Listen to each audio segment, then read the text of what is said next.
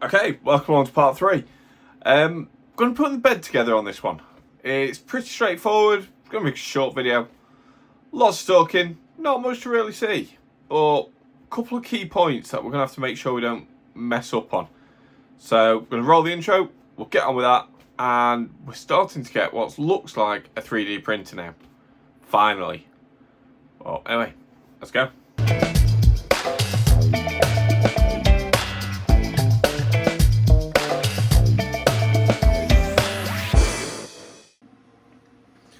So the instructions actually show you putting the magnet on first, but I've noticed something if you do that. It actually covers up the screw holes on the other side.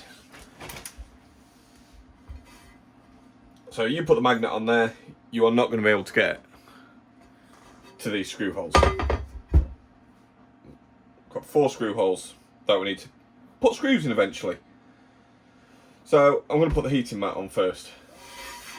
Now, need to make sure it's the right way around. And these 2 holes here are for the earth and the thermal resistor, I think it is. So that's the back. I want the cables to come out the back. So it's going to go this way around on there. Now, I've worked it out. For this size mat on this size build plate, I need to leave 1 inch all the way around. Don't know if you're going to be able to see this, but I've actually already measured it out and put a couple of very light scratches in to help me line it up. The next step I've got to do is clean it. So there's no grease on it, no mucky fingerprints. For that, isopropyl alcohol and a microfiber cloth. So we'll get that clean and we shall start sticking the mat down. When you're doing this, you want to make sure you're in a well ventilated area. I've actually got the door to my little workshop open, so I'm good to go. Let's give it a wipe down. Thankfully fingerprints show up like anything on this machined aluminium. There we go, nice and clean. Next step is to get it lined up. It's where those little scratches I put on earlier are going to come in handy.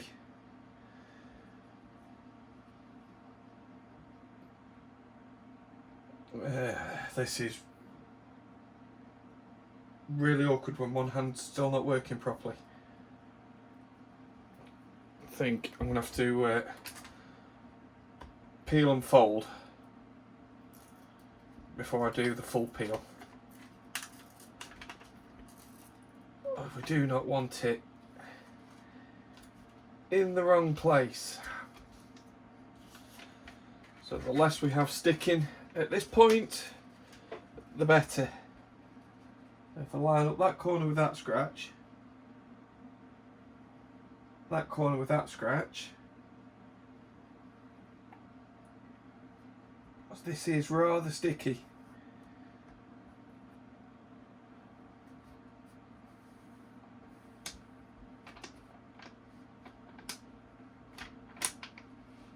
And then with great difficulty from underneath,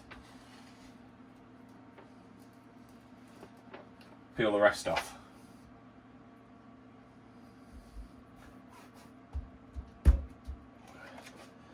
Now you do want to make sure this is really well stuck down, so having it clean is key. The other thing is I've picked up this roller. I say picked up, I've borrowed it off my wife. So we can put some serious pressure down and roll it back and forth. Just be careful though of this bit. That little lump there is the thermistor. You do not want to damage that, otherwise all this work you've just done will have been for nothing. Literally go over every bit of it, being careful around the resistor and around the connections for the heater plate. Done. That's it. Like I said, this is going to be a nice quick section of the video. Right, now we've got that on, we're going to have to put the earth and the thermal fuse on. These both just screw into these two little holes here. Really, that's all there is to it. According to the instructions, thermal fuse this side, earth that side. Although, realistically, I don't think it's going to make much of a difference. Yeah, just screw it in and crack on with the rest of the build. So, one little button head screw for this.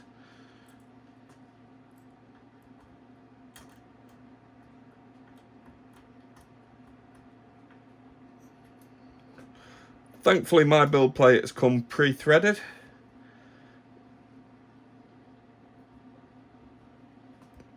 So it literally just screws in. And thermal fuse this side. Now these thermal fuses are ceramic. So just be careful not to over tighten it. You don't want to crack it.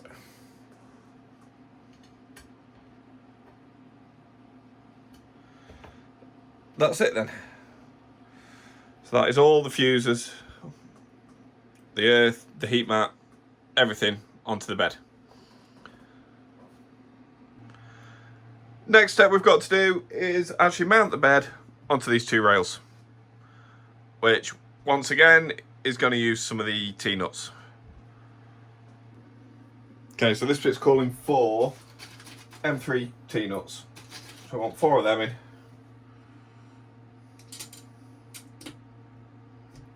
One,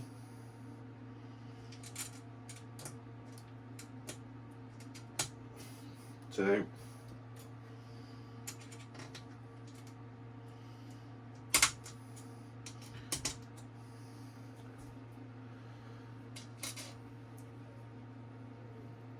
three, and 4.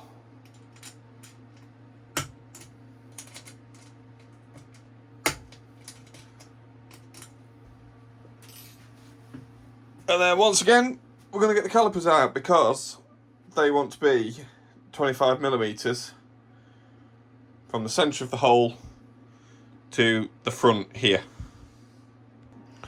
So with the calipers, you can either measure the thickness of something, size of a hole, or this side can be used for the depth of the hole. I think the best way to do this is going to be measuring the gap between the centre of the hole and the front plate. So once you've got your measurement, tighten it down, put that bit in the hole,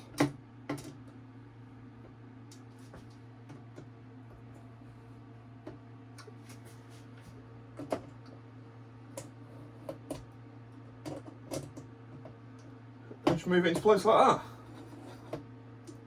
They should all now be evenly spaced at 25mm.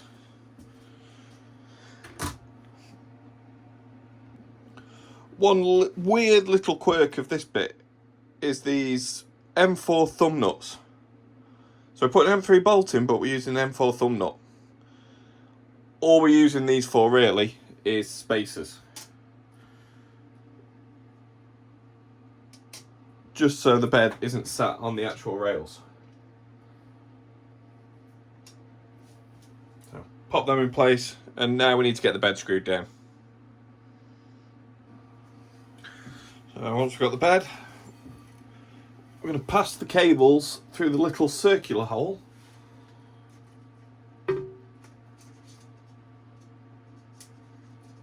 Which is a little bit awkward to do. And even more awkward to get a good video of me doing it. Okay, so Something's not right there. Right, don't be like me. Actually read the instructions properly.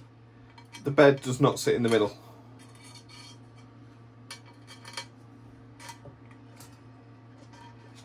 So I'm just going to line these up with the front two first, and then move the back ones into place.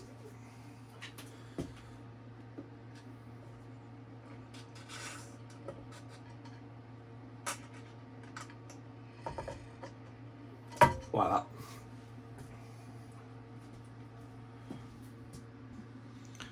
Okay, once you've got the bed on, you just want to make sure it's 38mm from the front of the frame to the front of the bed. So all I've done, just double check here, is take a square, make sure it's sat down flat on the bed and up against the frame, metal ruler, and just measured it. So, and it's actually bang on. You also want to make sure it's square, so just do the same the other side.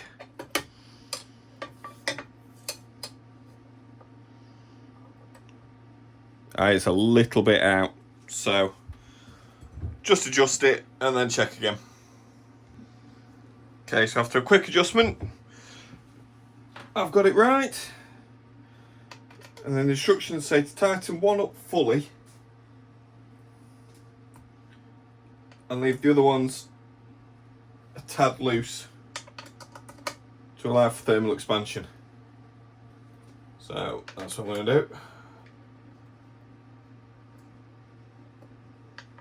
Just finger tight on those ones and do that one fully tight. Right, it's time to put the magnet on. Once again, clean it with a nice Propyl microfiber cloth to make sure there's no bits on it.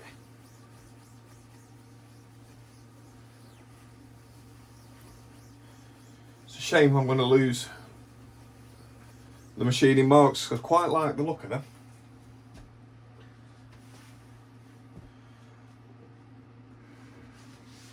And then we're just going to put a magnetic sheet on.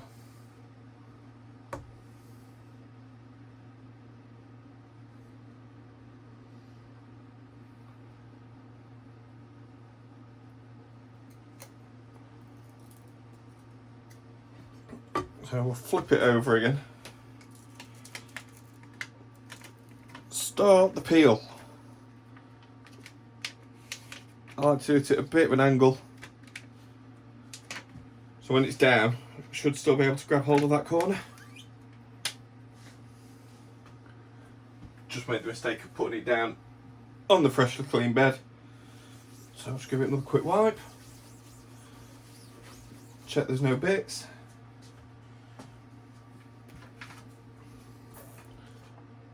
Then we want to line it up so it covers everything on the bed.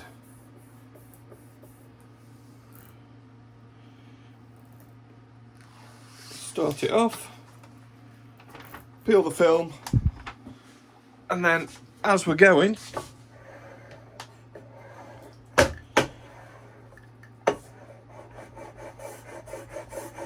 roll it towards the peel. That way, any bubbles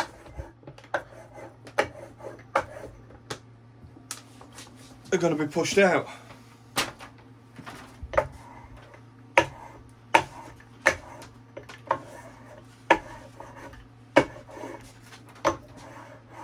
that looks about as flat as we're going to get. So, just for my OCD's sake, I'm going to give it a wipe down and get any fingerprints off it.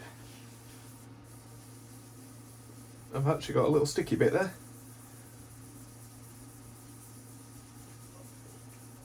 There we go.